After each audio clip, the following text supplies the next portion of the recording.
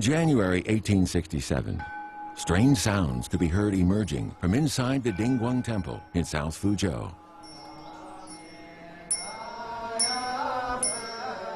The usual chanting of Buddhist sutras had been replaced by something much more alien and exotic: English. Machine. Machine. As word spread of the founding of the Navy Yard and its attached academy, the abbot of the temple agreed to lend his classrooms and dormitories to its teachers and students.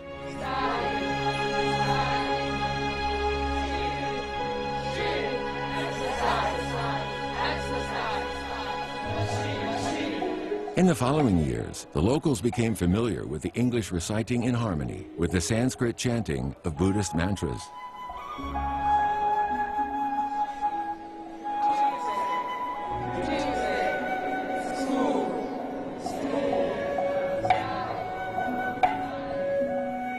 Yen Fu, a future graduate of the academy, wrote in his memoirs, "In the mornings and evenings, we read loudly the English texts in the midst of the Buddhist chanting.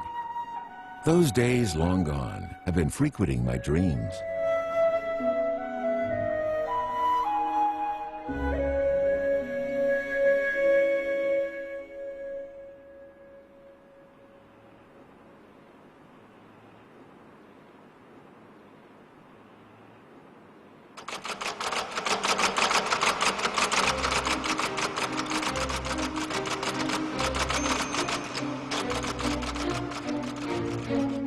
In 1856, the recently founded New York Times described the scene its correspondents encountered in China, where a resentful xenophobic elite viewed any foreign innovation, from railways to the telegraph, with hostility and suspicion. It concluded that whatever other reasons there might be, the greatest problem was ignorance and lack of education.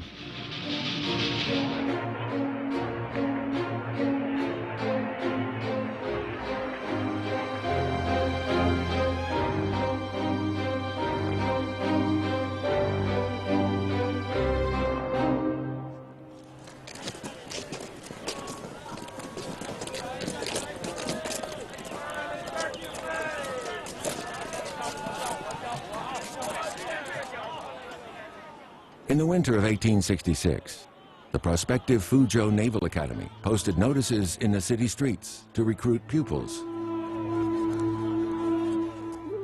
Regardless of background, any intelligent child with a basic education was invited to apply.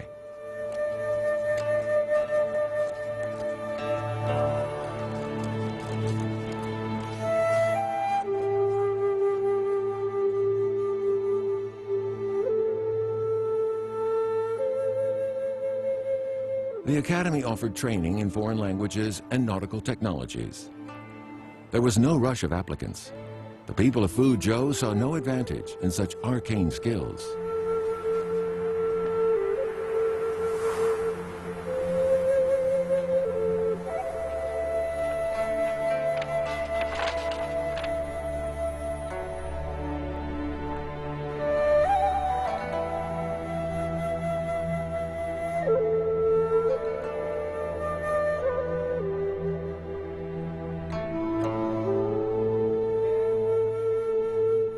For hundreds of years, the goal of Chinese education was to achieve success on the imperial examinations. This gave entry to the imperial bureaucracy with a status and monetary benefits that could be expected to accrue. 因为中国传统觉得读书人只有那个孔孟之道，中国的45经啊，这才是圣贤书，才是读书人应该读的东西。你读什么这种当时叫声光电化，这从前在中国传统的知识谱系中是属于最边缘的，根本不被人瞧不起的，叫匠人。在那个时代呢，以学习洋人的、以学习西方夷狄的东西为耻，而不以为荣，所以这些子弟呢，不愿意去报考这个福州船长学堂。他们学出来，在整个的这个科举考试制度，也就是他的教育体制和他的政治制度，包括他的经济文化制度，都是一体的。这个一体呢，是束缚了从帝王到士绅，包括封疆大吏和普通农民的思想的意识。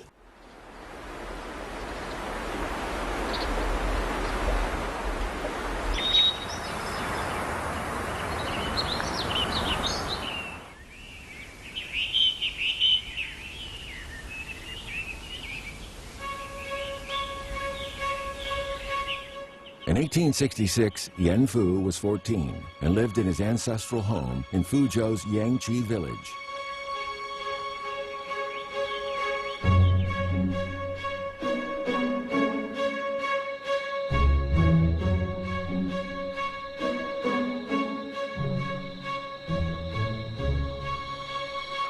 He had studied the Confucian classics for 7 years and was top of his class in most of their examinations. His prospects seemed bright, but his father's premature death that summer meant that there was no longer the income to pay for his private schooling and the costs of entering the imperial exam system.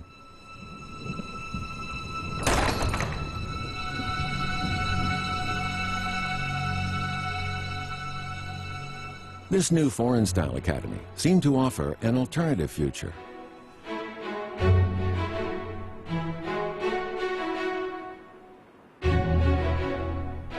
According to its prospectus of admission, the school would provide books, bed and board, clothing, and health care, all free of charge. It would further pay each student an allowance of $4 silver, which could be used to support their families. The study program would run for 5 years with tri-monthly examinations, under which the top students would receive a $10 prize.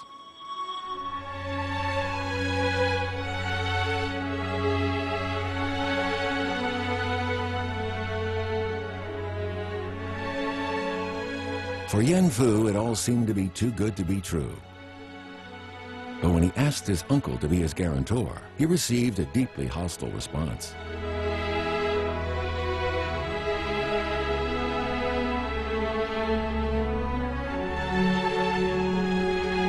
这当时传统学堂啊，这也是新的东西，很多人呢还是希望走正途，就科举之道，所以他的叔父呢也是希望严复能够走这个路子。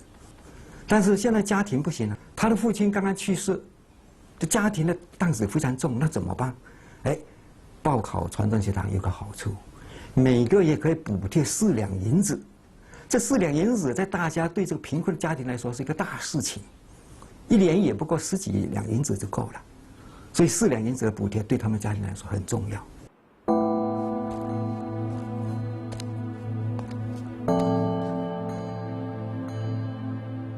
Accepting this, Yan Fu's uncle eventually relented and gave Yan his support.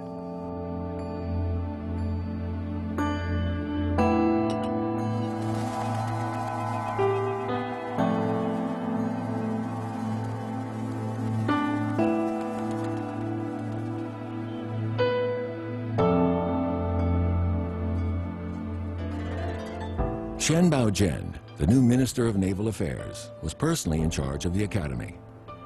He was deeply aware of the need for China to produce its own engineers and scientists to sustain its navy, if not its whole future.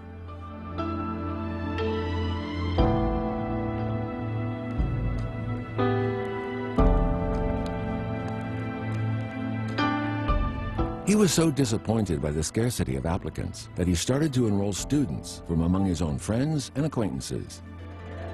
Among them were Lin Taizeng, Lin Zishu's orphaned great-nephew, and Sa Jianbing, an 8-year-old son of a friend. 陈宝箴呢是用他的大臣之身啊，动员这士绅啊、子弟啊来报考这么一个这个传承学堂。那么这个求是居一堂啊，这个当时的话呢，招生的是105人。 啊，虽然人数不多，但它确实开启了从科举之路之外的一扇求才取士之门。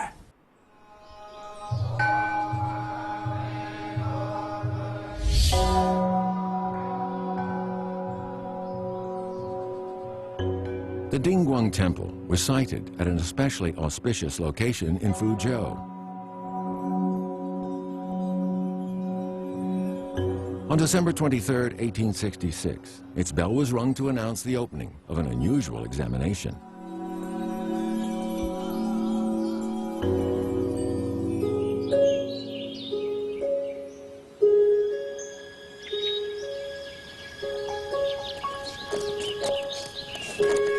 The examination comprised of 3 parts: a written test, a physical examination, and an interview. The requirement for good eyesight was particularly critical.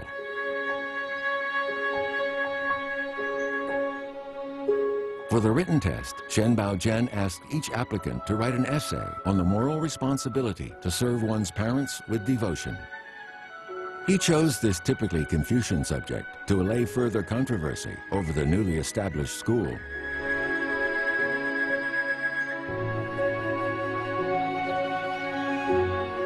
The fatherless Yan Fu wrote a touching essay mourning his father's death and expressing gratitude toward his mother.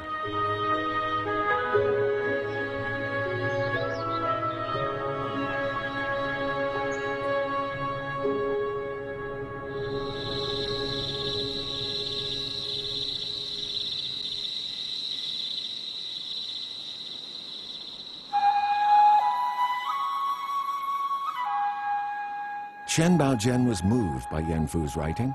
He, after all, was mourning for his mother. Yan Fu was given the top mark.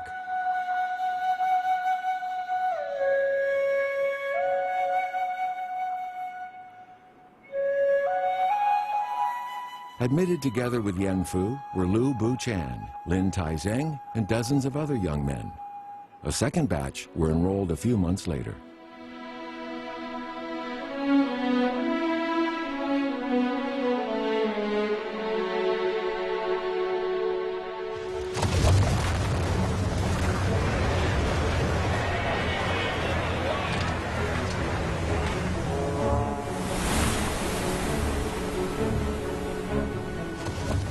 In the years to come, these students would make their mark on China's history. They were to be the spearhead of the modernization of their motherland.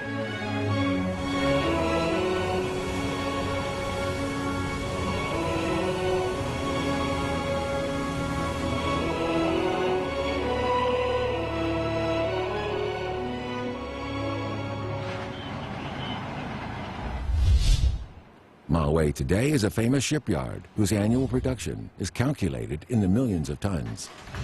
Few people realize that it stands on the site of the original Navy Yard and its arsenal and academy.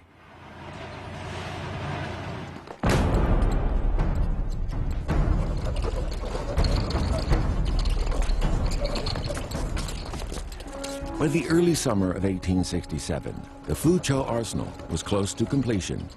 The complex included shipyards, workshops, and classroom buildings.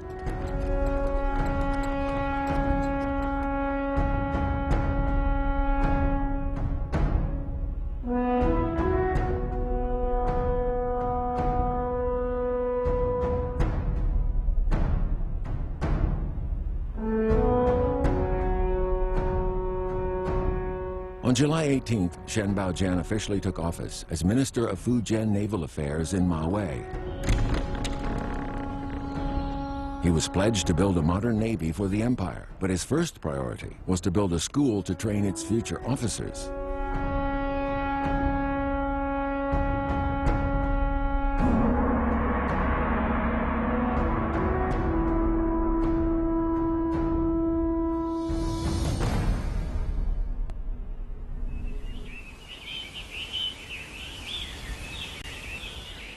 At the beginning of autumn, more than 100 students and teachers were relocated to the new site.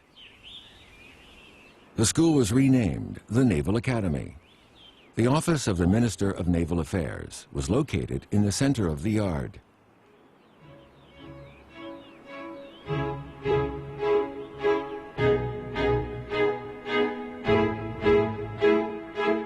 Under the curriculum devised by Zhou Zongtung and Shen Baojian, courses were to be taught in both English and French.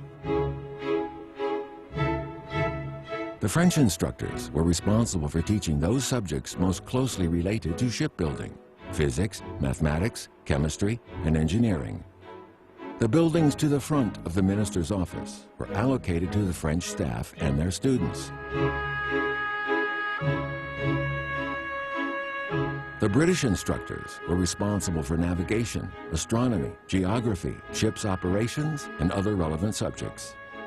The buildings to the rear of the minister's office was to be their domain.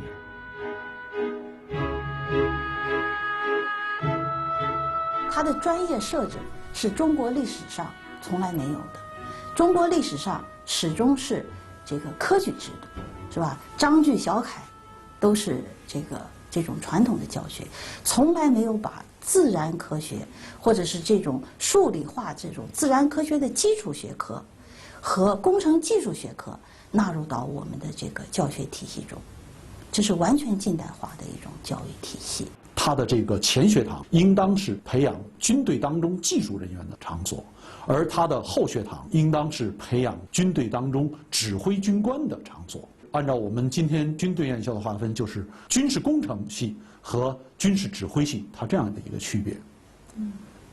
它的这种划分方法，实际上开创了这个当时中国军事教育的一代先河。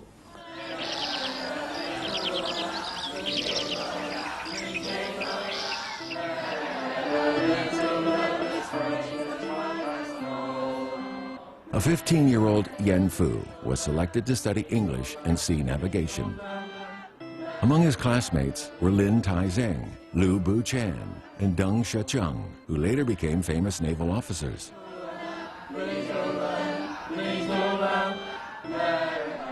Among those who were selected to study French and shipbuilding were Chen Jitong, who would become a famous diplomat, and Wei Han, who became known as the father of shipbuilding in China.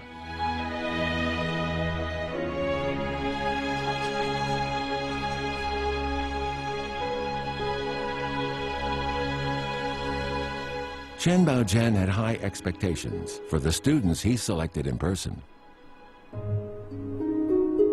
In his first report to the imperial court, he wrote, "To my observation, all the teachers work hard, and most of the students are intelligent and persevering. With the lazy or lackluster weeded out, we make progress every day."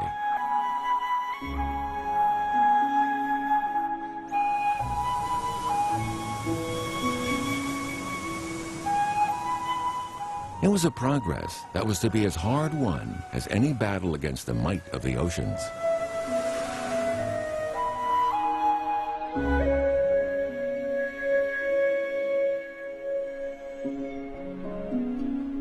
The first and biggest hurdle was language. The students had to study algebra, mechanics, astrology, geography, and navigation, and not one of their textbooks was yet translated into Chinese. To study such complex subjects in a foreign language was a huge challenge. 对中国人来讲呢，他是完全没有西学基础的，一张白纸的基础上，差不多学生是从进校开始，从学英文、学法文的字母开始，同时把自然科学的数学啊，是从算术、从物理学、化学，全是从最基础的同时开始学习，建立起他们一个西方教育的一个基本架构，在这个同时进行海军的专业技术的训练，所以对他们来讲，这个学制就是非常紧迫。那么，这个学习的压力也是要远远超过西方军事院校。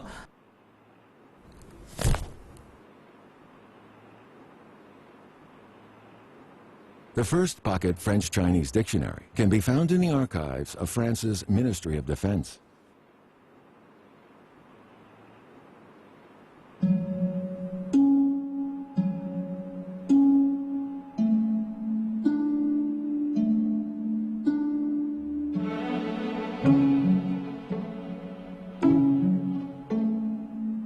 Jigel and his engineering colleagues were continually having to compile lists of technical terms for their students, and these came to be the basis of this first dictionary. In a few weeks, thanks to this dictionary, we will have from the local printers Chinese and French editions of our key course books.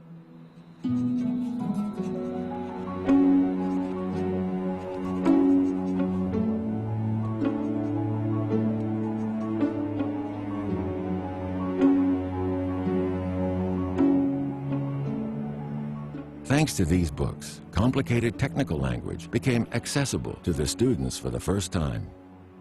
The foreign teachers were impressed by their students' abilities.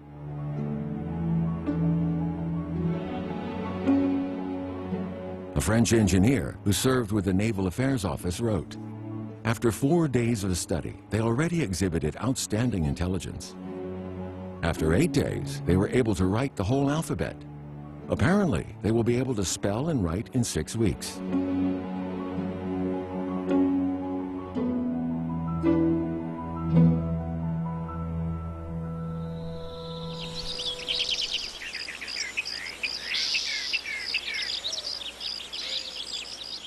In 1880, after studying in Britain, Yan Fu became the senior lecturer in the English language at the Beiyang Naval Academy in Tianjin.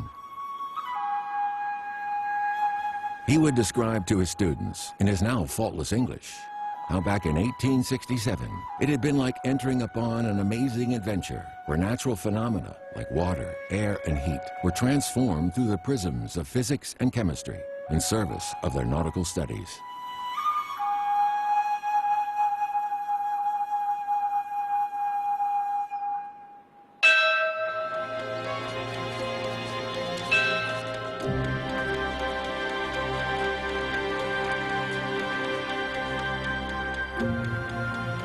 The Naval Academy taught subjects never even thought of in conventional Chinese schools.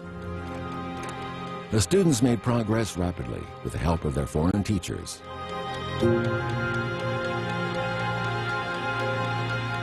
In the morning, they'd study algebra, calculus, physics, and chemistry. Their afternoons would be spent in the shipyard, trying to understand how the parts of a ship worked and how to operate them.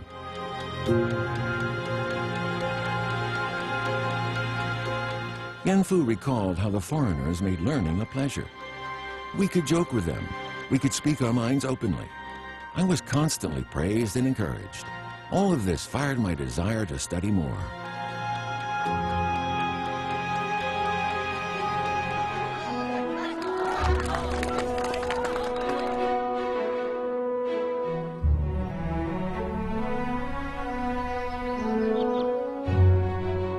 Wei Han and his classmates were studying shipbuilding and design. Chen Baojian repeatedly urged his young students to get to grips with the science behind the technology. He encouraged them to study every detail in a ship and to learn through practical, hands-on training. 办学的体制上面采取的是工学紧密结合的产校合一体制。 船政的学堂和工厂都是在船政大臣的领导下，都是独立的，但是他们又是相互配合的。教习呢，又教学生，又是厂里面的工程师。那学生呢，既有堂课，又有场课，它就是实践跟理论是紧密的相连。那这种的办学模式也是颠覆性的。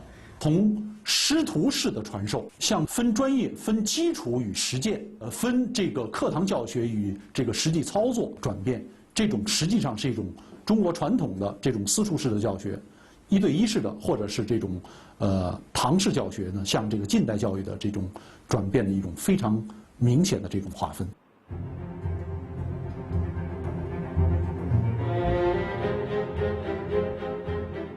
It created a vigorous academic environment for both teachers and students. The students were not intimidated by the new theorems, formulas, and mechanical structures that were all new to them. On the contrary, these things only increased their thirst for knowledge.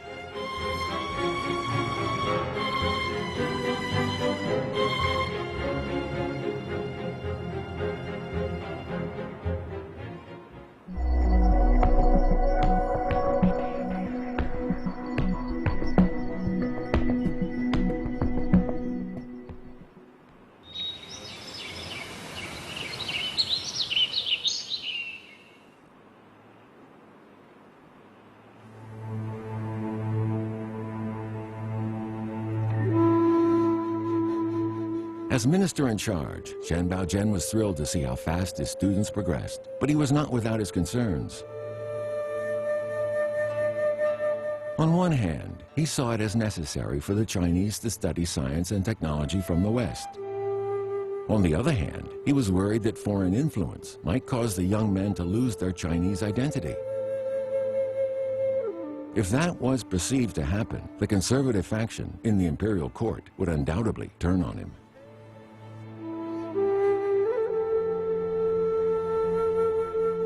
王国派他从来不从技术层面来反驳你，说你这个选址当不当，现在有钱没钱啊什么的。他首先不从这个层面反驳你，他就是一下子把你一个东西上升到一个道德的层面。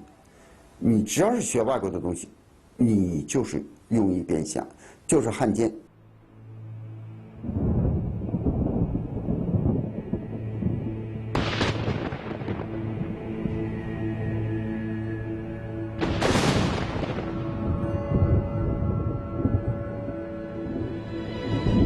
Shen Baojian had experience of court politics and the risks involved. The whole naval project might be put in jeopardy.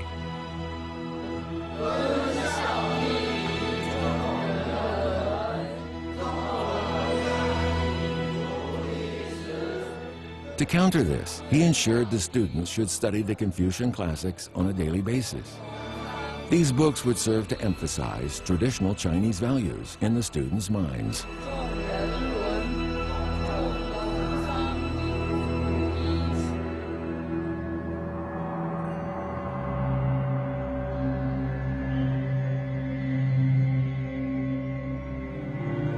Henry Noel Shore was a British naval officer who served 3 years as first lieutenant on HMS Lapwing on the Royal Navy's China station.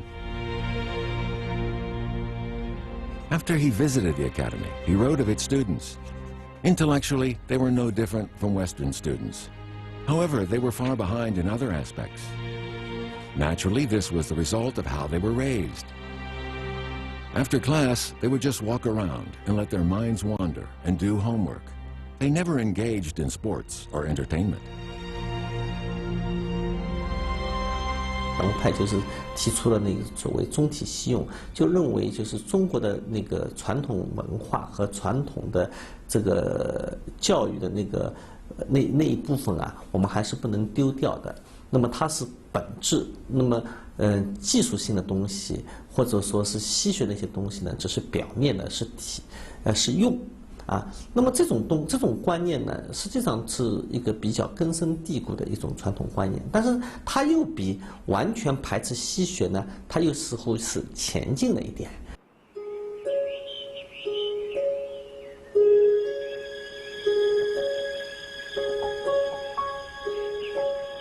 A huge banyan tree grows on the mountainside at Ma Xian. It was planted by the Academy's foreign teaching staff.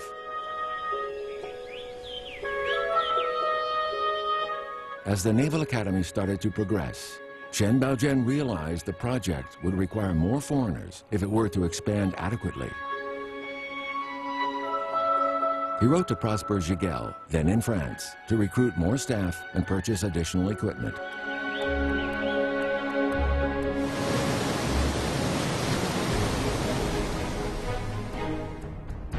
One day, in October 1867, a group of foreigners disembarked at the pagoda anchorage in Foochow. Traveling with Giguel were 12 new members of staff for the academy, teachers and engineers, some of whom even brought their families with them from France.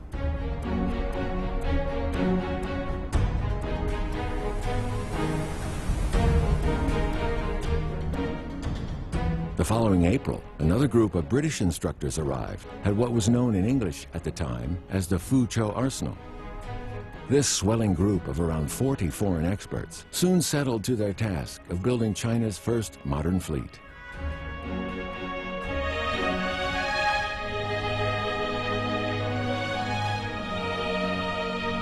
As the foreign head of the arsenal, he had the whole technical direction of the arsenal.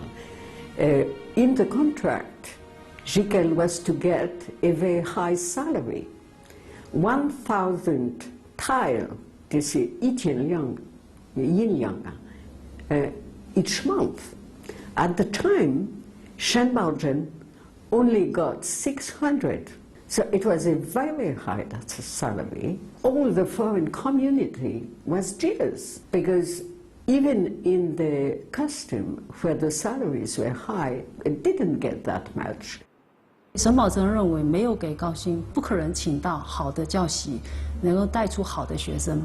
所以说，他们的薪资待遇是非常高的。那他的教习的工资比我们本国的教师薪资应该是高出近10倍。外国教师大概在200到250两，那我们本国教师就在16到36两之间。所以说，这个差距还是蛮大的。At Chen Baojian's request, James Carroll, the newly appointed director of studies, organized the curriculum and school's regulations. Chen approved of everything Carroll suggested, except for the holiday plan. Carroll proposed to give teachers and students a summer vacation of 1 month and an 8-day break at both spring and autumn. Chen Baojian decided they couldn't afford so much time off. Students at the Naval Academy had to study 349 days a year, rather more than college students are used to today. The students were allowed to go home for a few days at the Chinese New Year, the Dragon Boat Festival in June, and the Mid-Autumn Festival. On Sundays, they were allowed to leave the academy grounds for a couple of hours. But if they returned late by just 15 minutes, it would be recorded as a black mark against them. If they were more than an hour late, they would be suspended from the school.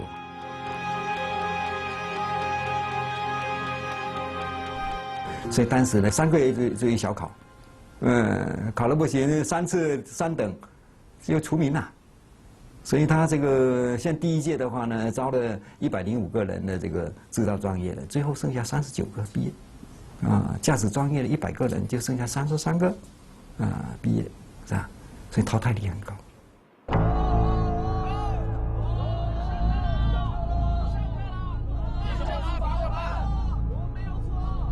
The strict rules applied to the staff as well as the students. One student organized a protest against the teacher who insulted and abused a fellow student and was sent to work in the shipyard as a punishment.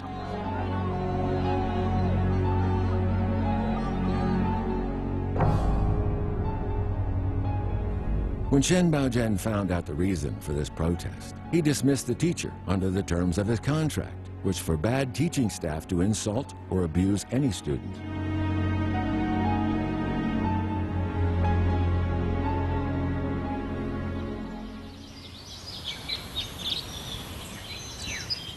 One more day for work. One day sooner comes success, was Chen Baojian's motto, which soon became the maxim for all the staff and students.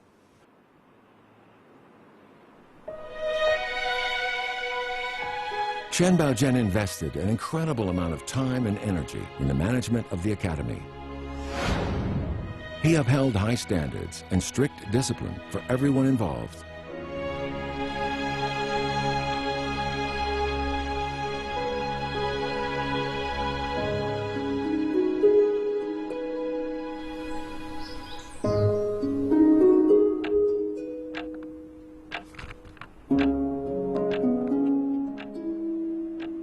Chen Baojian surprised his own Chinese underlings by beginning to study natural sciences himself in 1869.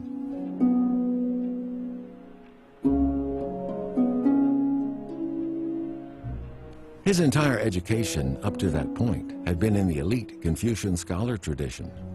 Now he decided to start from the basics in natural science.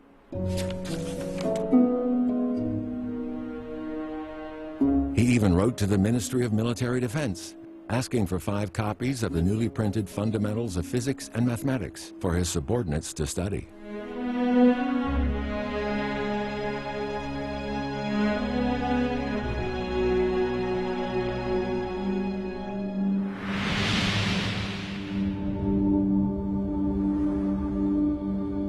However, for all the progress being made at Foochow, the Japanese were even more zealous in their efforts. In 1869, the Meiji government rebuilt their naval training center, which had opened a few years previously. Japan's Imperial Ministry of War began to take radical measures to build a modern navy. In 1876, the Naval Training Center was moved from Kobe to Tokyo and renamed the Imperial Japanese Naval Academy. Among its first batch of students at Kobe was Yamamoto Gonbi, a future admiral and prime minister dubbed the father of Japan's modern navy.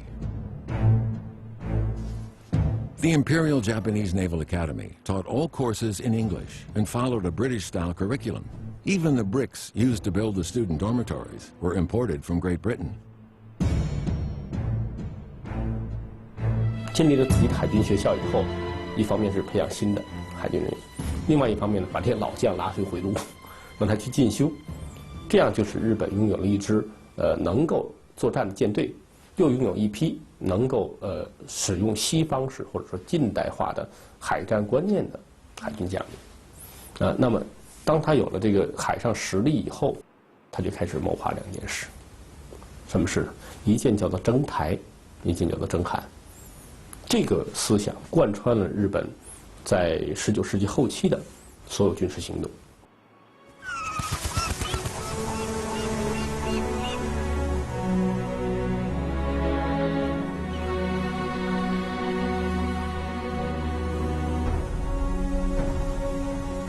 In June of 1869, the Foochow shipyard launched its first warship, the Wannian Cheing.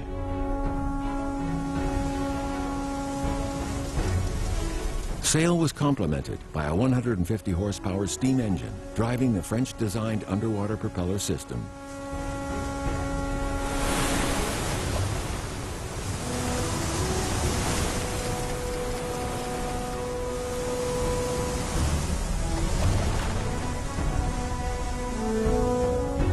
Shen Baojian was thrilled by the performance of the ship. For once, it looked like China could match its rivals.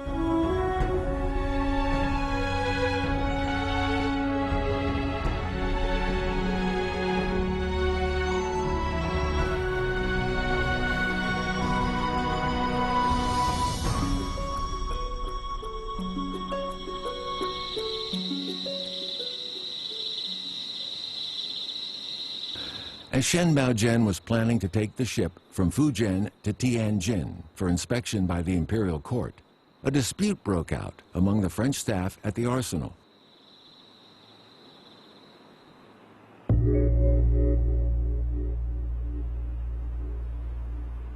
The French engineer responsible for the Wannian Cheing's construction insisted the first voyage should have a French officer in command. He threatened to not take part in the voyage, should this not be the case.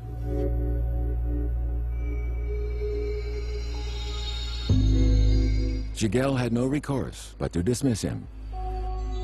The disgruntled engineer took the matter up with the French consul, who arrived unannounced at the Navy Yard and asked Shen Baojian to rescind the dismissal. Shen flatly refused, insisting that the contract regulations be observed. 就是等于是，在船政的这件事情上面，他要求法国的政治势力就来介入进来了。就是我可以，等于法国可以对在船政发生的事情，行使一种裁决权。这件事情是对的还是错的，这是一个非常要命的一个问题。所以当时沈葆桢对这个事情是非常非常反感的。沈葆桢跟李鸿章他们都是一个特别纯粹的，就是坚持一个信念。 就是无论做什么洋务的事情，用多少外国人，但是主权、控制权、主动权必须在我们中国人手里的。The Foochow arsenal had made great strides in both education and shipbuilding. However, Shen Baojian had to walk a tricky path between court conservatives and overbearing foreign interests. The Chinese needed to learn about modern Western technologies, but they needed to keep control and not allow China's own interests to be sacrificed for others. 所以说，像沈葆桢这种的，全自我操的这种的精神，应该主权意识，在当时能够避免了外国列强插手船政、插手中国近代工业的一种企图。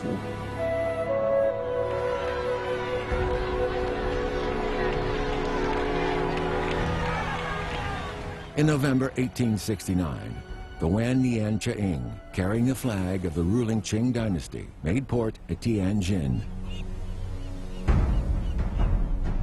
The senior minister charged with carrying out the inspection on behalf of the court reported back, "This well-designed and strongly built ship handled well at sea. Those who operated the ship were well trained and the cannons worked effectively." Confidence was high that the Navy Yard would, in due course, furnish the fleet with many more vessels.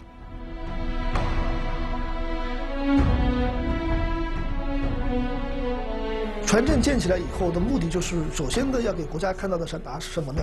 你得造出船来嘛。江南制造局也在造船，所以国家设立这个的话，第一个目标就是你能不能造出船来。所以万年青对于船政来说呢，是向清政府交的第一份报告书，就是证明我们这个合作、这个模式是正确的。恩格斯有一段非常著名的话：一艘军舰，一方面是大工业的产物，更重要的，它是大工业的缩影。军舰这个结晶呢，包括这个工业的原料、燃料、采矿，这个工业的制造，对吧？甚至包括工业的运输等等，这是一体的。所以，这个船舰炮力的背后呢，是一个大工业的一个整个的一个框架。所以这样呢，福州船政局包括福州船政学堂的它的建立，就对中国近代化、中国工业化向前大大推动。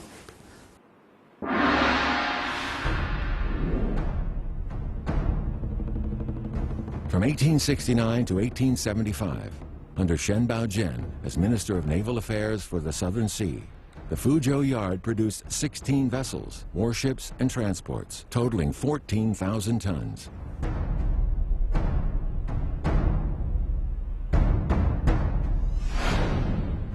During the same period, the Naval Academy produced 93 graduate officers and engineers, who would soon be crewing and commanding those very ships that they had grown up alongside. "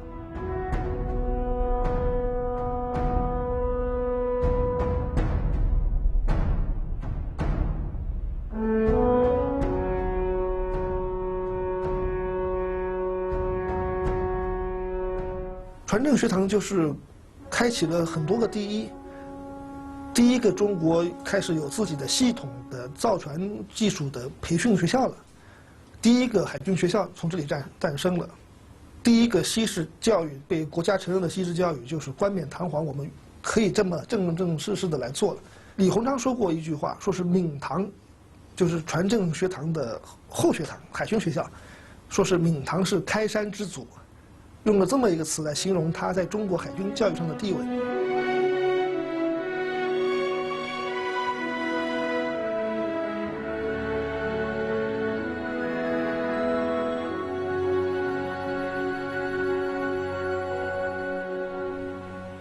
When Shen Baojian left Foochow, the arsenal had already become a key asset for the region.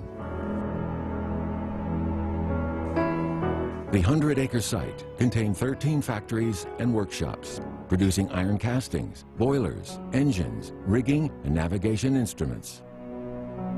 The academy itself was the largest naval training center in the Far East.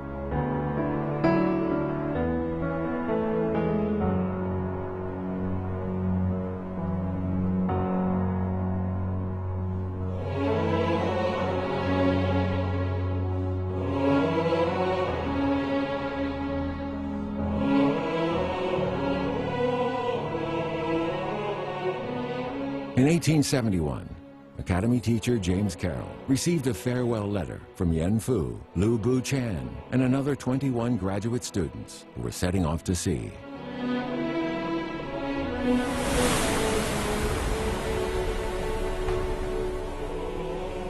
Dear Mr. Carroll, we have completed our studies and are about to start our voyage. From now on, we're going to deal with the storms and observe the rotation of the sun and the stars. As sad as we are to say goodbye to you, we're eager to provide service to our country. We are certain that you will be pleased of our departure.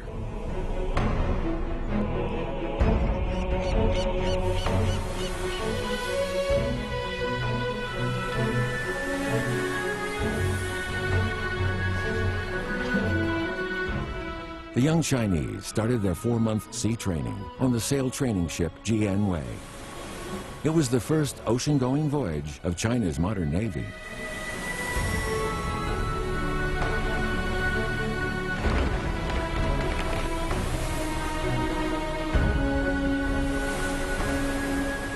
Not since Zheng He's exploration of Southeast Asia and the Indian Ocean in the early 15th century had China expressed such maritime ambition. The intervening centuries had instilled an atmosphere of introspection and stagnation.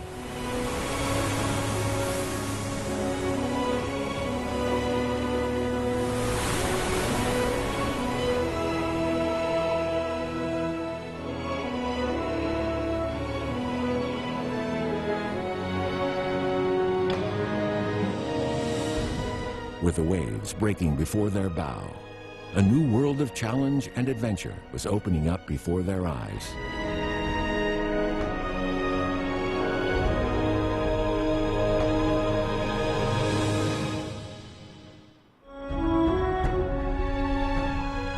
The first batch of graduates from China's Foochow Naval Academy were sent abroad to study in Britain. Now, with the court's approval, these young men were to pioneer a new Chinese understanding of the West. As more Chinese tourists come to visit and explore, more has been discovered about the history of the Chinese who studied here.